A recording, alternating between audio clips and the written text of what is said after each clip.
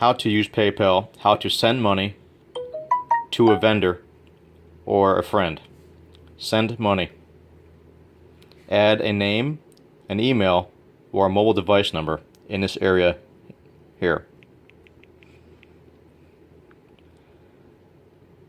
It's going to ask you if this is a personal friend or a purchase. Here we know the person, so we're going to say personal.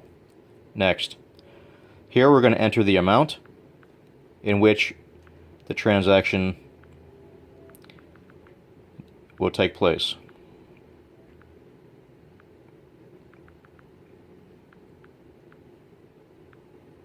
Press next.